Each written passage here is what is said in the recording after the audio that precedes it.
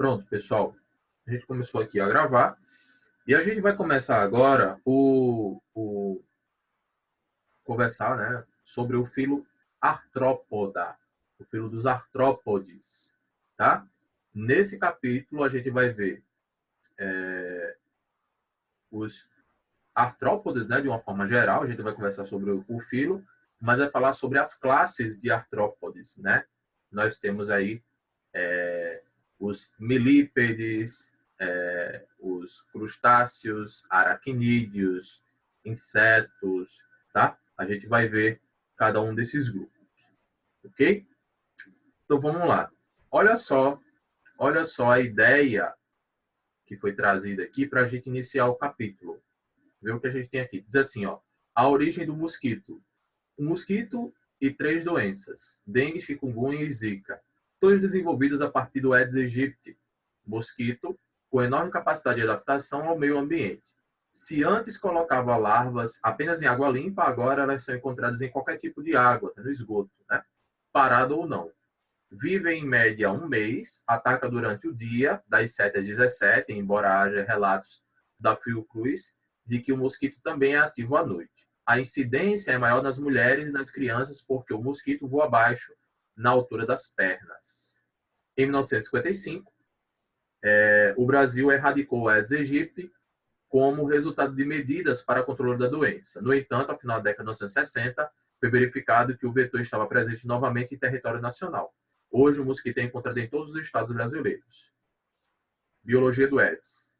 Nas doenças, há três componentes: o mosquito, o vírus e o homem, sendo o mosquito o mais fácil de ser controlado. O inseto possui 3 fases muito diferentes de vida: o ovo, que é a fase aquática, com as etapas de larva e pupa, e a fase adulta, em que o mosquito chega à sua forma alada, né, com asas. O período do voo é a fase adulta dura 10 dias, mas é influenciado pela temperatura. Em locais quentes, a maturação do mosquito pode ser concluída em 7 dias. Na fase adulta, só a fêmea do Aedes é capaz de se alimentar de sangue e, com isso, transmitir o vírus. A energia necessária para a fêmea produzir os ovos é obtida a partir do nosso sangue. Quando a fêmea pica os seres humanos, involuntariamente inoculada partículas virais, caso esteja infectada com alguns dos 3 vírus, né? São 3 vírus aqui nesse caso. Cada ciclo pode resultar na produção de, em média, 100 ovos. Em um mês, portanto, ela pode depositar até 1000 ovos no ambiente. Os ovos são colocados pela fêmea do mosquito nas paredes dos depósitos e não diretamente na água. Esses ovos, após secarem, podem ficar até 1 ano nesses locais. Olha só que loucura. Com as chuvas, eles eclodem em apenas 10 minutos de contato com a água. Por isso, recomenda-se que as pessoas, além de evitarem deixar recipientes com água parada, limpem as paredes desses depósitos com esponja e sabão. O mosquito vetor vive em íntima associação com o homem, preferindo inclusive seu sangue ao de outros animais. Costuma-se dizer que o Aedes é um mosquito doméstico. Nichos de móveis, cortinas, estantes e o vão embaixo da mesa são alguns locais onde o mosquito prefere se esconder. Tá? Então, entendendo aqui a história, né? O Aedes é um mosquito, como a gente está falando aqui, um mosquito de ambiente doméstico, geralmente ambiente doméstico. A gente está falando principalmente das fêmeas, né? Que são as que se alimentam do nosso sangue. Os machos, eles são aqueles animais que ficam mais no ambiente onde tem mais plantas, ele é mais rural, né? Fica no jardim, enfim, enquanto que as fêmeas estão dentro da casa. Tá? Normalmente é assim que acontece. Então a gente fala que eles têm nichos diferentes, nichos ecológicos diferentes. A primeira questão diz assim, ó, com base na imagem, no texto e seus conhecimentos, responda. Primeira questão.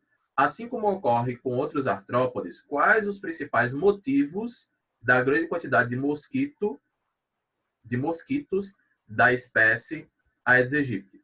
Ó, a gente vai dizer o seguinte, ó. Artrópode vai ser um tipo de organismo, um tipo de animal, que ele se reproduz com grande intensidade. Ou seja, a gente pode dizer que, como resposta aqui, né, que o grande número de indivíduos dessa espécie se dá principalmente, vou colocar assim, graças à alta taxa de reprodução.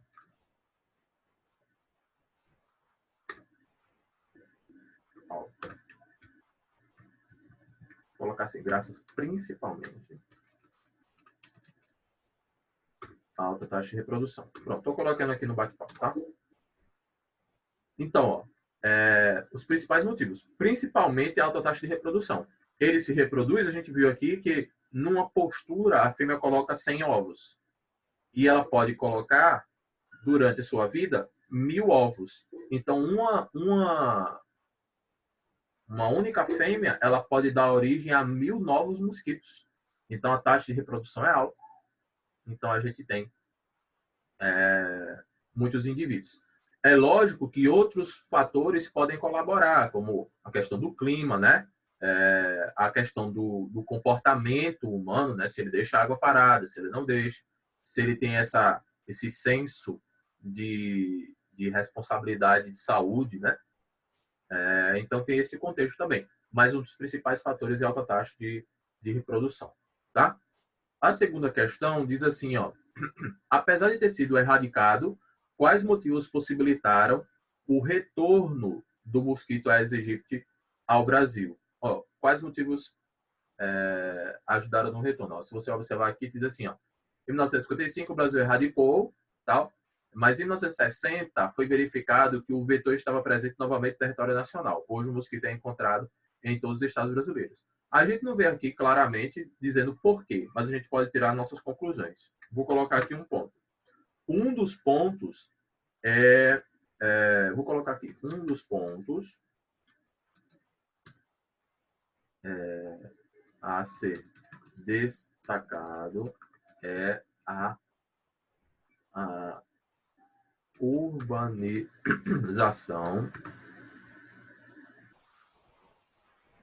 sem planejamento. Um dos pontos sem planejamento. Deixa eu colocar aqui. Ó, um dos pontos que eu estou colocando aqui é a urbanização sem planejamento. Imagina regiões com favelas, periferias, né? Que tem aquelas pilhas de pneu, daquelas lajes sem cobertura e acumula água, aqueles loteamentos, né, que tem aqueles terrenos, né, enfim, essa falta de planejamento na urbanização, ela contribui muito para que o mosquito ele continue se alastrando, tá? Falta de planejamento. Vou colocar aqui outro ponto. Falta de planejamento, falta de planos de combate ao mosquito.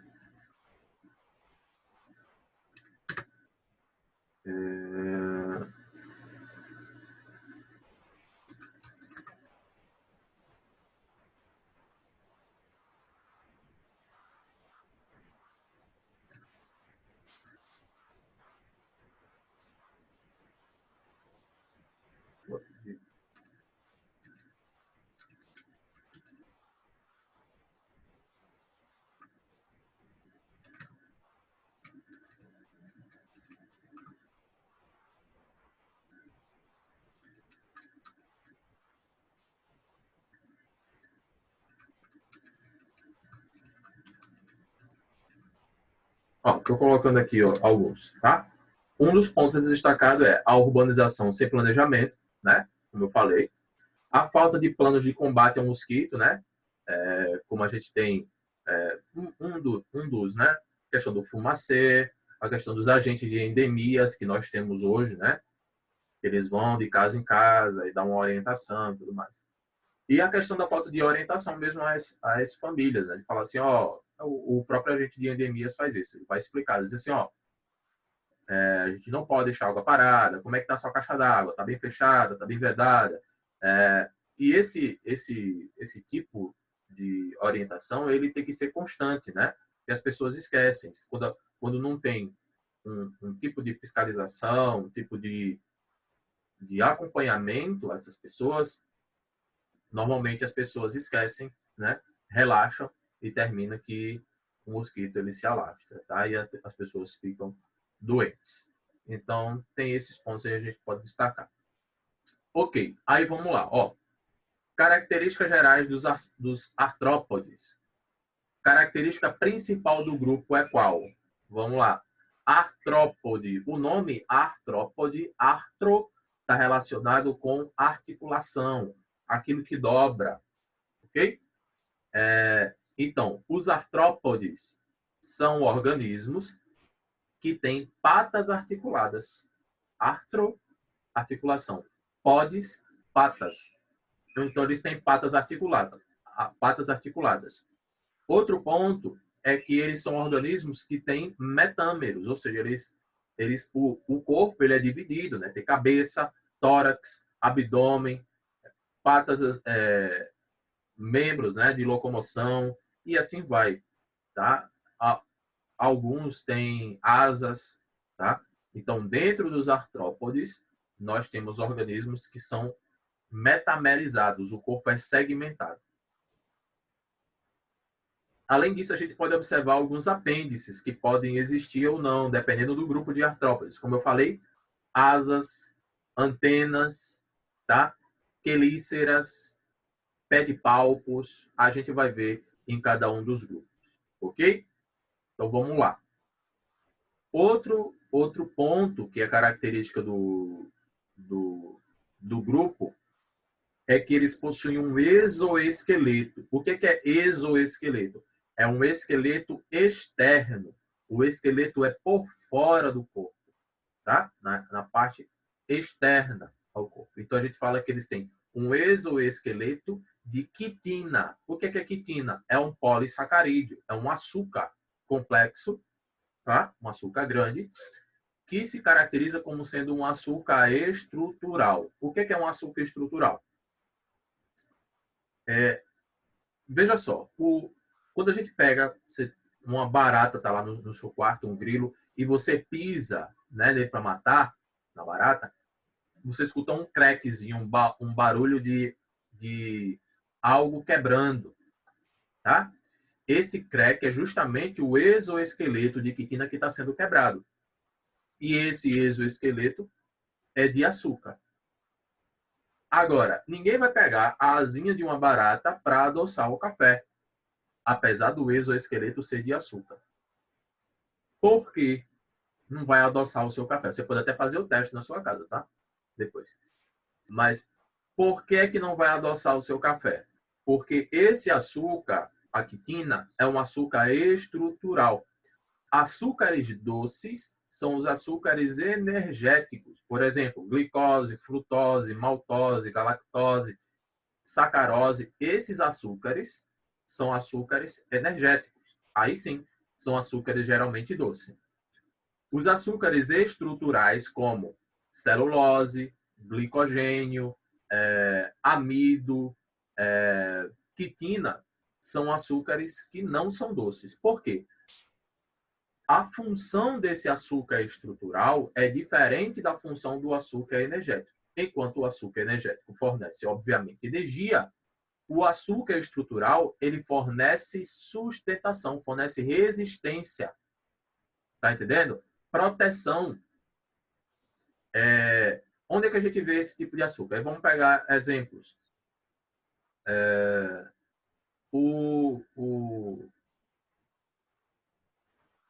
Deixa eu fazer aqui uma ressalva. O amido é um açúcar energético, tá? Mas o celulose, por exemplo, que é das plantas também. A celulose é um açúcar estrutural. E ela está ali, é o polissacarídeo que está ali na parede celular das plantas. Essa parede celular, ela garante que a planta, a celulose, né, garante que a planta ela tenha sustentação. Você vê um pé de manga, não tem esqueleto, mas ele é resistente. Um pé de jaca, um pé sei lá, as plantas, elas não têm esqueleto, mas elas são, em suma, são resistentes. Tá? Elas desenvolvem esse sistema de sustentação.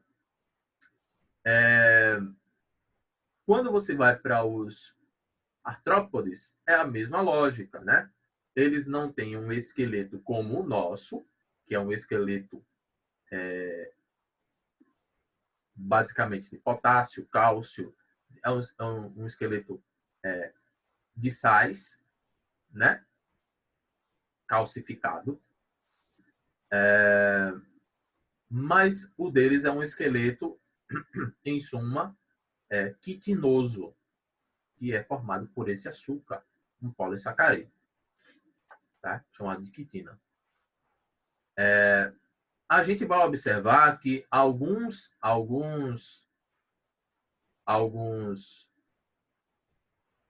artrópodes, eles têm divisões no corpo, o esqueleto, ele é dividido de forma diferente.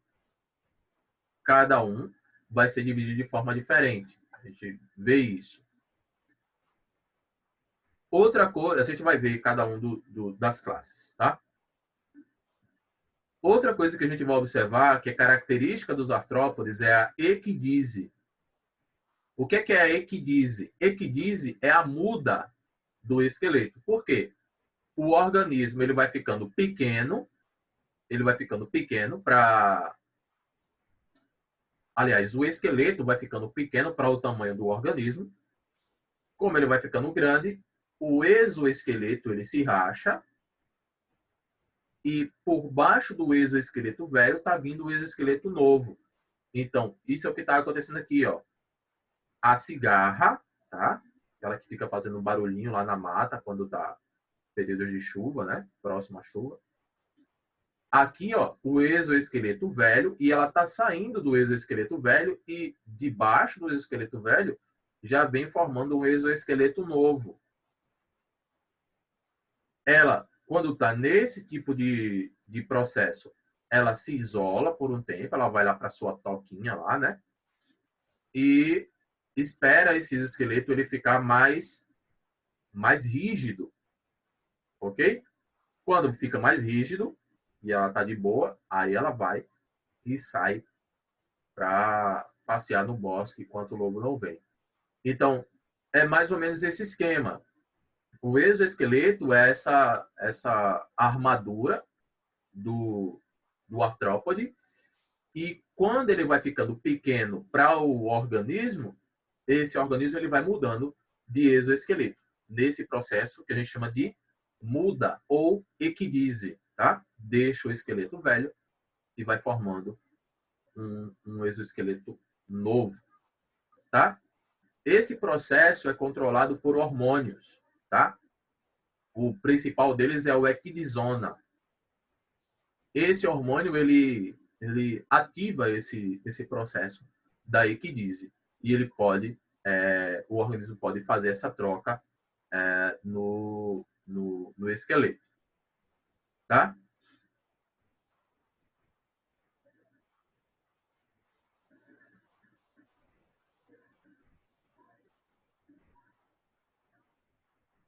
Vamos lá para cada grupo.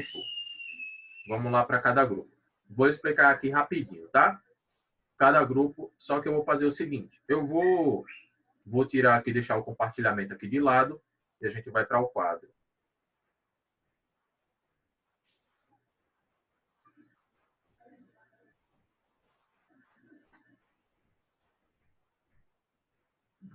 Deixa eu ver. Como é que eu faço para aqui? Beleza. Vamos lá. Olha só.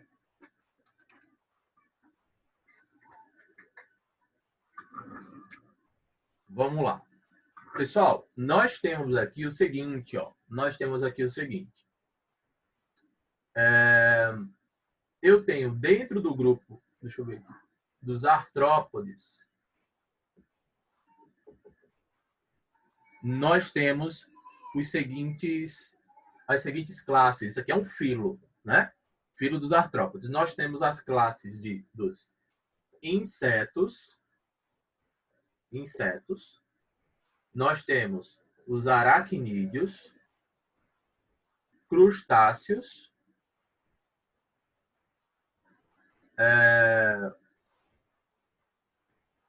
quilópodes e diplópodes. Nós temos esses grupos, tá?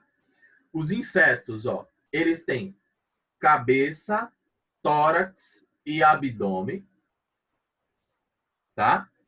De modo que eles possuem 3 pares de patas. Geralmente, eles formam asas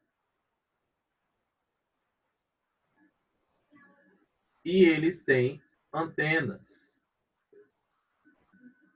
tá? Característica dos insetos. Aracnídeos, eles têm uma junção. Eles têm uma junção aqui, ó. Eles não têm cabeça, tórax e abdômen. Ele tem cefalotórax, que é a cabeça, o encéfalo, né? Cabeça com o tórax junto, ó. Cefalotórax e abdômen. A aranha, né, por exemplo. E eles têm 4 pares de patas. 4 pares de patas. Ok? Eles podem formar os palpos, que é como se fossem umas patinhas para eles poderem tatear o ambiente. E tem as quelíceras, as presinhas, tá? Aqui dentro a gente tem quem? A gente tem aqui, sim, vamos lá, os insetos, quem são representantes? Tudo que voa, tá? Todo tipo de artrópode que voar é inseto. Então, mosca, besouro, joaninha, percevejo, mosquito, abelha, tudo é inseto. Tá? Quando você vê, por exemplo, alguém falando, sei lá, lá no Vingadores, né? O Thanos matando o Homem-Aranha e vou matar esse inseto. Na verdade, é um aracnídeo, né? Seria um aracnídeo, que é a aranha. Inseto voa, beleza? Ah, professor, mas formiga não é inseto? Formiga voa, ela voa em períodos de reprodução. E nem todas as formigas voam no período de reprodução. Mas geralmente acontece isso. No período de reprodução, as formigas podem voar. Tá? Cupim também voa no período de reprodução. Entende? Então não precisa ter asas. Você pegou um artrópode, se de repente ele não está com asas, mas não quer dizer que ele não é um inseto, tá? Estou querendo dizer o seguinte: se tiver asa, certeza é inseto. Fechou? Então vamos lá. Isso a gente está falando de invertebrados, tá? De repente alguém vai dizer, professor, uma ave, né? Um passarinho voa, e aí? Pássaros são vertebrados. A gente está vendo invertebrados. Dos invertebrados, o primeiro grupo de animais, né, que desenvolveu essa técnica do voo foi o grupo dos insetos.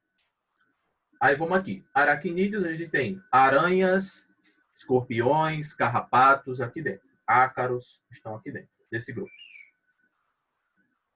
Vamos para o outro grupo. Crustáceos. Crustáceo, vou pegar aqui um exemplo. Ó. Olha só. Crustáceos, eles têm cefalotórax e abdômen fundido, os dois juntos, tá? E com 5 pares de patas. 5 pares. Sendo que um desses pares, deixa eu refazer aqui, eles têm 5 pares de patas. 5.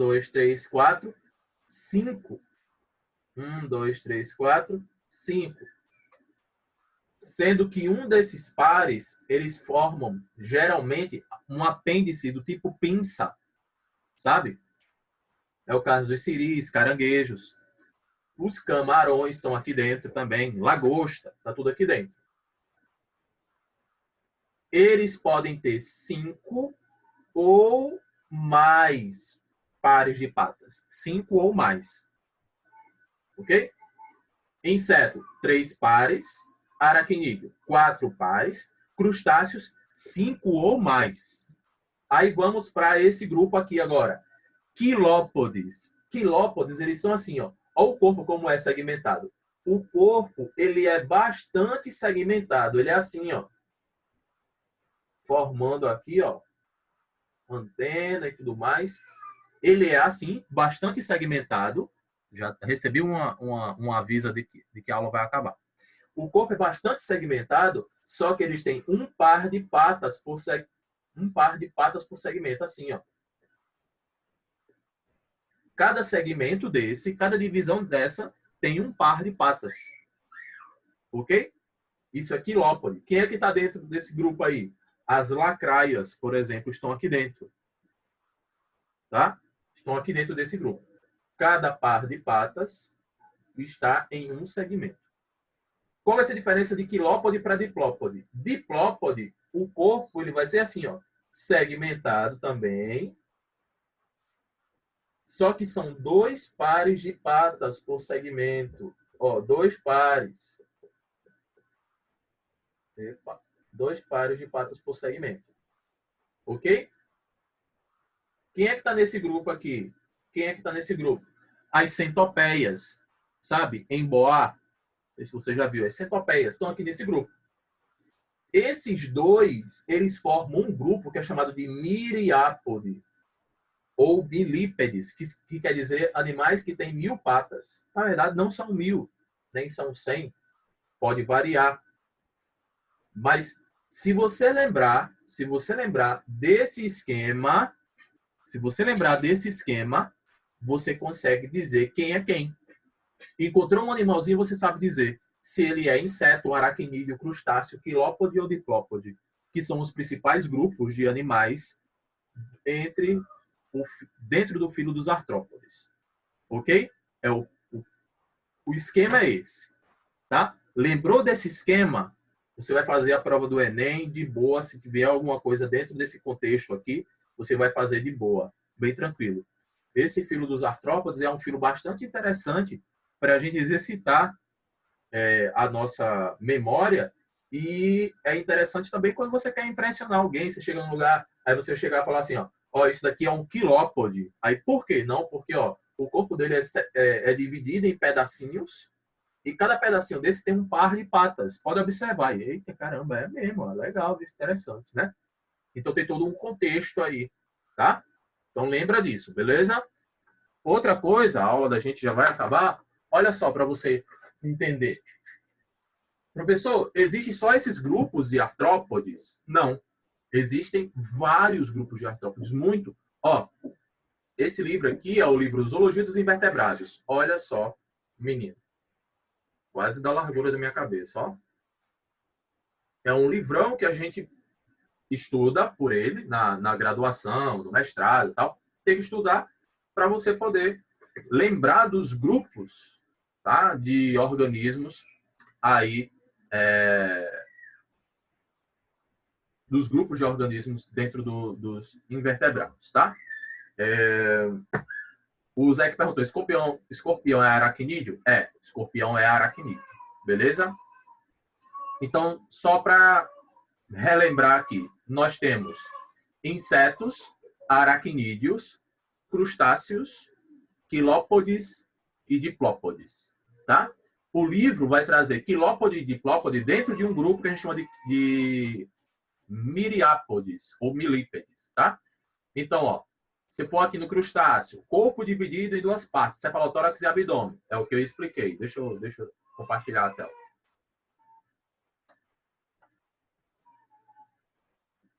Ó, corpo é dividido em cefalotórax e abdômen. Aí cefalotórax, abdômen, as patas, ó, mais de 5 pares, tá? Quando você vem para os hexápodes, insetos, o que é hexápode? 3 pares de patas, 6 patas, hexa, tá? Hexápode, 6 patas. Então, insetos, ó, cabeça, tórax e abdômen, é o que eu acabei de falar, tá? Os olhos são compostos, tem antenas, tem asas, beleza? Vamos adiante. Quando você vem para os insetos, tá aqui, já falou. Quelicerata, que são os aracnídeos. Os aracnídeos estão aqui dentro dos quelicerados. Aí você tem 4 pares de patas e você tem um pé de palco, que é essa parte da frente. Ó. Essa aqui tem uma fiandeira. Cefalotórax e abdômen também. A divisão é essa. Cefalotórax, abdômen. A quelícera aqui, ó, na boca, né? Perto da boca, para lançar seu veneno, né? Para depositar o veneno. Escorpião, como eu falei, é um aracnídeo, tá? Os ácaros também são. Miriápodes aí, quilópodes, ó, lacraia, que eu falei. Olha os segmentos. Um par de patas por segmento. Tá vendo, ó, como é que é? Aí você vê para diplópodes. 2 pares, olha os 2 pares aqui, certinho, ó. 2 pares de patas por segmento. 2 em 2, ó. É muito legal isso aqui, tá? Então é isso, pessoal. A gente vai ficar por aqui, tá? Deixo a atividade para vocês fazerem durante a semana. E na próxima aula, a gente tira a dúvida das questões que venham a ficar aí, tá? Vocês circulem aí, anotem, para a gente poder continuar. Beleza? Um abração a todos vocês e a gente se vê na próxima. Valeu! Tchau, tchau!